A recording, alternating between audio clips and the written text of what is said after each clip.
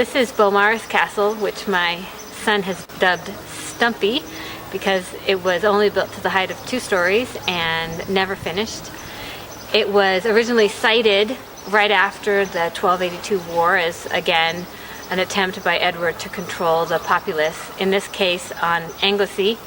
He relocated all the Welsh people in the little town of Llanfair, which was actually not a little town. It was the biggest town in North Wales, a thriving market town, and he removed the church that was here, the monastery, convent, and whatever village was here, and built this castle instead.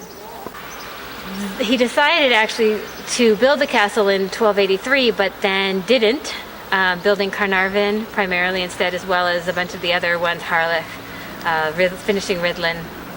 And then in 1294, Llywelyn ap Madog rose in rebellion, and immediately Edward decided that he needed this castle too. So what you see here was built in only 5 years. This castle was built, well, the architect of this castle was the same as most, or if not all, of the Edwardian castles here in Wales, James St. George. And he spent an enormous amount of money on this castle until 1298, when Edward decided Scotland deserved more of his attention than Wales, plus the populace seemed much more subdued. He didn't feel like he needed this castle anymore, and work stopped for about 8 years, and then there was some more work after 1306, but as you can see, it was never finished. I know my son thinks I'm obsessed with latrines, but it is a really interesting thing. It's like something that nobody ever wanted to talk about, is like where everybody went to the bathroom in a castle.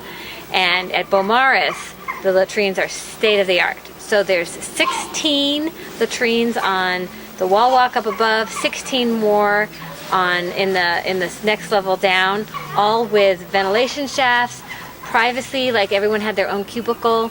The waste would fall down towards the moat, and then they'd flush it with by running the water from the moat through the walls and then back out again and out to the sea, with this whole elaborate system. Unfortunately, when the castle wasn't finished, it also wasn't maintained as well as it could have been, and so they have a letter to King Edward from the Castellan here after 1306, and he basically is complaining. The whole letter is complaining about the latrines and how they're dirty and it's not sanitary, and it's like, if you think about a castle like Dresslin had like two latrines, so it's something that is manageable. But with 32, that's a lot of work. That's a lot of people that have to be in there getting mucky, and it ended up being a much not the wonderful state-of-the-art thing that they thought it was going to be. Across the water here, the Menai Strait, is Abbey, the royal seat of the Princes of Wales, and it guards this pathway from Llanfair to Abbey across the Menai Strait. Now, before modern times and the dredging of this channel, the Llanfair sands would surface every time the tide went out. You could cross it on foot if you were careful. At the very least, you could be ferried across this.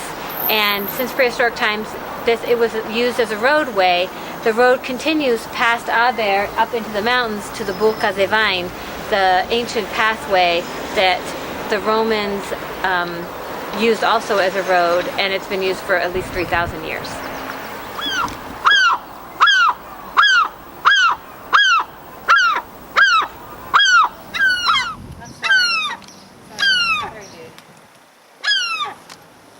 Sitting on your egg. I'm leaving.